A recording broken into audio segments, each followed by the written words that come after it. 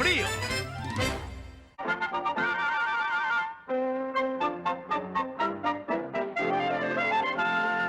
Pingüi en cacería polar. All the time, my baby, you on my mind, and I don't know why, yeah, but the feeling is fine. Can't you see you're hurting you are for me? Oh, we were meant to be, dancing in the moonlight, gazing at the stars so bright, holding you until the sunrise, sleeping until midnight.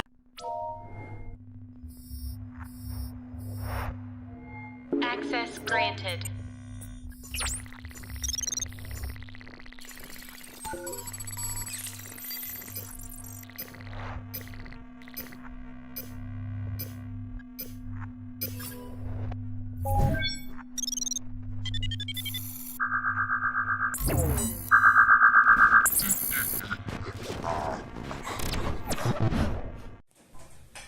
Bueno, a continuación presentaremos el tema del neoliberalismo. Primeramente, ¿qué es el neoliberalismo? Este es un conjunto de ideas de tipo político y económico capitalista. El capitalismo es otra corriente del pensamiento político, histórico, social. El Estado no debe participar activamente en la economía, no debe meterse en la actividad política. Este deja fuera cualquier injerencia del gobierno, es decir, el gobierno no mete las manos en las actividades económicas del Estado. En esta se fomenta la producción privada, o sea que la producción de los particulares son las de las personas comunes y corrientes. Cuando se habla de los particulares son las personas físicas, empresas u organizaciones, por lo que el capital les pertenece a los particulares. Estos son los dueños del capital y el gobierno no proporciona ningún subsidio. Para empezar con el tema del capitalismo, hay que viajar a siglos antes y hablar de sus teorías. El capitalismo es toda actividad económica que se debe dejar en manos de los particulares. Incluso el tema de dejar la actividad económica a los particulares llega al extremo por una frase de los fisiócratas franceses que es Laissez faire, laissez passer. a lo que en español significa dejar hacer y dejar pasar. Esta frase nos quiere decir que el gobierno tiene que dejar hacer y dejar pasar. El gobierno no tiene que meter las manos en la economía, porque se ha demostrado a lo largo de la historia que el gobierno es el peor administrador de todos los administradores que existen. Que si tú quieres que un negocio se vaya a la quiebra, lo único que tienes que hacer es dejar que el gobierno lo administre y en ese momento el negocio se va a la ruina.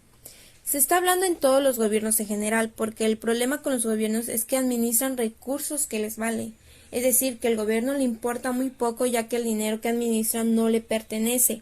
En cambio, a los particulares están poniendo su dinero y están interviniendo para producir cosas, porque su dinero lo cuidan, ya que los particulares se ganaron ese dinero con su esfuerzo. Por eso los fisiócratas y los capitalistas nos explican por qué hay que sacar al gobierno de toda la actividad económica. Entre menos intervenga el gobierno en la actividad económica es mucho mejor para la sociedad. Pero entonces, ¿quién es el encargado de regular las actividades económicas? Entonces, el gobierno solo puede observar las actividades económicas, pero no intervenir. El encargado de regular las actividades económicas son las leyes económicas. Existe la famosa ley de la oferta y la demanda, que todo se regula a través de las leyes económicas de manera natural. Los precios de las cosas se establecen de manera natural. El gobierno no necesita meter las manos, pero los productores, distribuidores, comerciantes y los consumidores son los que van dando el valor a las cosas y establecen precios. Si hay mucha demanda, o sea que la gente requiere mucho de un producto, pero hay poca oferta, pocos productos en el mercado, los precios suben y así la gente va a intentar conseguir los productos que son escasos. Pero en el caso contrario, hay poca demanda, la gente no le interesa los productos, pero hay mucha oferta, mucho producto en el mercado, el precio del producto naturalmente va a bajar. Eso es algo que sucede de manera natural y no es necesario que intervenga el gobierno y decir cuánto tienen que valer los productos. Todo este es el principio del capitalismo y el principio de la frase de los fisiócratas franceses. El neoliberalismo está basado en ideas capitalistas. en las que el Estado no interviene en la actividad económica y el gobierno no se mete en la economía. Toda la producción la realizan los particulares, las personas físicas, las empresas, las organizaciones o las personas morales. Estas son las que invierten su dinero en producir bienes, es decir, ponen el capital para producirlo. El capital no solo abarca dinero, también las propiedades pueden ser capitales, en los inmuebles, maquinaria y todo lo que sirva para llevar a cabo una actividad económica. La teoría capitalista neoliberalista nos dice que el capital lo proporcionan los particulares, no lo pone el gobierno. Entonces, como la producción solamente la realizan los particulares, todo se regula a través de la ley de la economía, la ley de valor, la ley de la oferta y la de la demanda. Bueno, ahora es el momento de ver el neoliberalismo en México. Esto ocurre a partir de los años 30 y finales de los años 60, pero sobre todo en los años 40 y 50 y 60 se le conoció como el periodo del desarrollo estabilizador. En México también se le conoció como el milagro mexicano, época en la que México económicamente estaba bien. Tuvo 30 años en que la economía funcionaba de maravilla. Después de la Segunda Guerra Mundial, con una economía sólida y estable, fue como México se le conoció como el milagro mexicano, un periodo que se le conoce también como el periodo del desarrollo estabilizador, y fue a partir del gobierno de Manuel Ávila Camacho hasta la época del presidente Adolfo López Mateo, aun cuando la economía funcionaba y era estable en México. México vio una oportunidad después de la Segunda Guerra Mundial. Después de la Segunda Guerra Mundial, en donde el mundo entero estaba devastado, México aprovechó esta carencia y aprovechó muy bien la oportunidad y pudo construir una economía funcional, estable y sólida. Pero el modelo económico se tuvo que cambiar, ya que después de 30 años sería obsoleto, puesto que el mundo cambia, está en constante movimiento, las concepciones del mundo están cambiando, las ideas y todo momento, pues entonces un modelo económico no te soporta más de 30 años, es decir, el mundo cambió y México también, y pues luego México no tuvo la habilidad de cambiar su modelo económico, sino que siguió con el mismo modelo económico y llegó un momento en el que ya no funcionó más.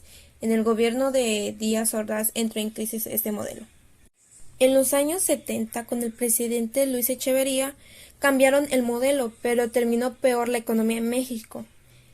Los siguientes 12 años fueron los 12 años más desastrosos para la economía en México. Todo lo que se logró construir, pues desapareció de un segundo para otro.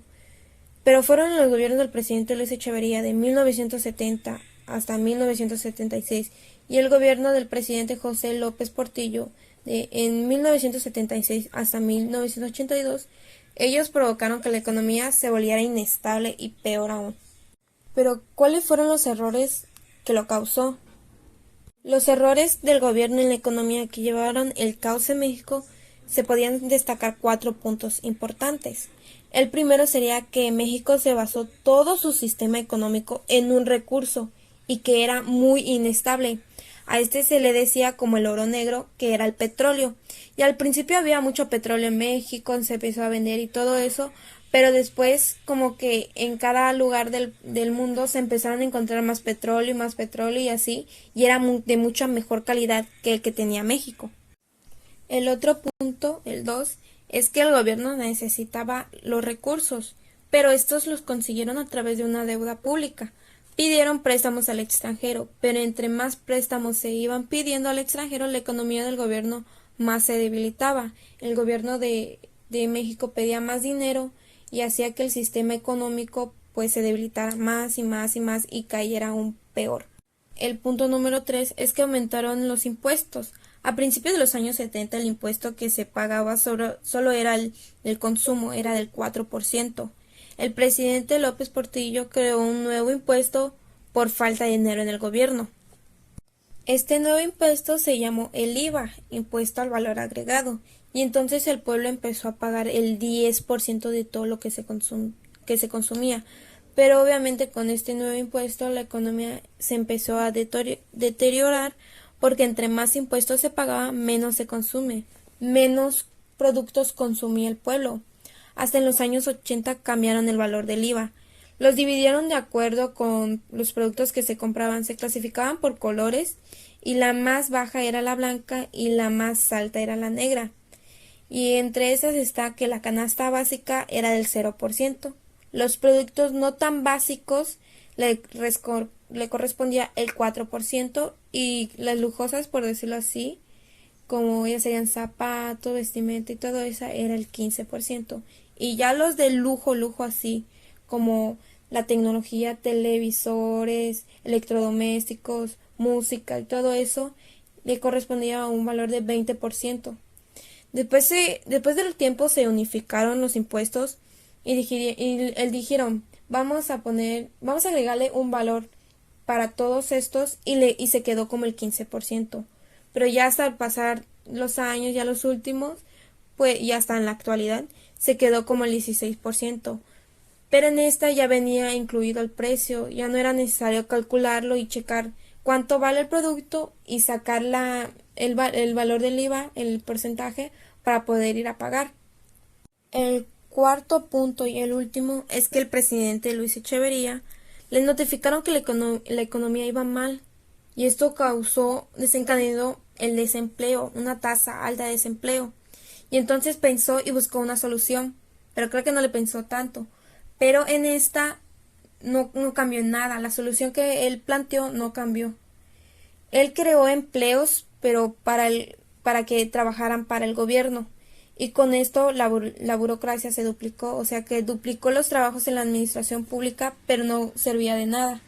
Esta solución que planteó el presidente Luis Echeverría no funcionó porque duplicó el trabajo, pero el trabajo que duplicó no producía nada, o sea, los trabajos que ya se tenían pues iban bien, pero si como duplicó el personal, el otro personal no hacía nada, no trabajaba, no nada, y solo ganaban dinero.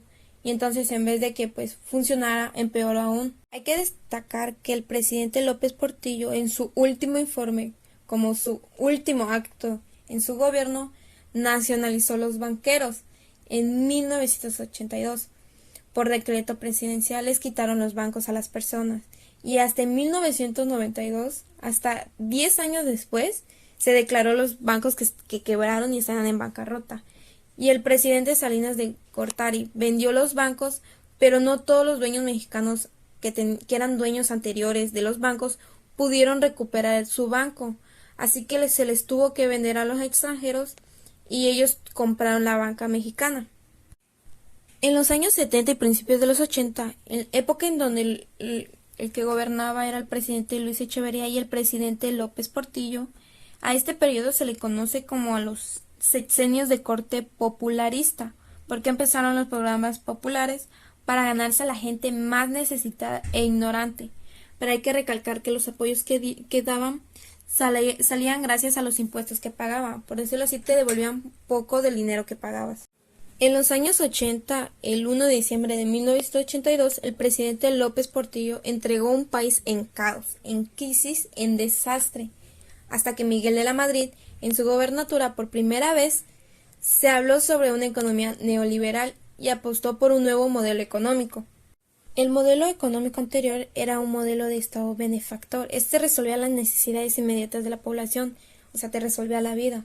Te daba lo que tú necesitabas. Si tú necesitabas dinero, te daban dinero. Si tú necesitabas comida, pues te daban una despensa, y así.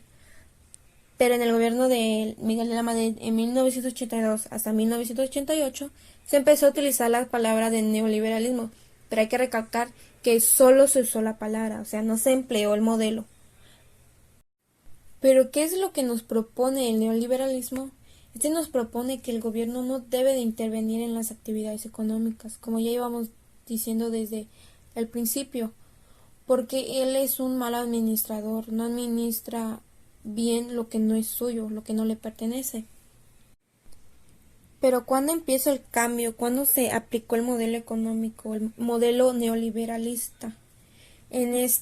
Cuando llega el presidente de Salinas de Gortari en 1988, se le conoce como el presidente que empleó el modelo económico neoliberalista, porque ya vendió los bancos, también vendió la compañía de teléfonos, pero hasta que se consiguiera un competidor para la empresa de la compañía de teléfonos, hasta que se buscó otra empresa que pueda hacerle de la competencia, se podía vender porque no podía existir un monopolio.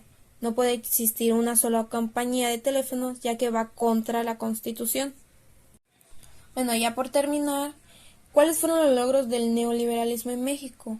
¿Qué causó el modelo económico neoliberalista? Durante el gobierno del presidente de Salinas de Gortari, en 1988 hasta 1994, se tuvo que crear reformas institucionales. Estas reformas permitieron que el gobierno reprivatizara los bancos, también una reforma electoral, una nueva ley de cultos, y los principales artículos que se reformaron fueron el 27, el 28, el 73 y por último el 123. También se reformó la ley de inversión extranjera.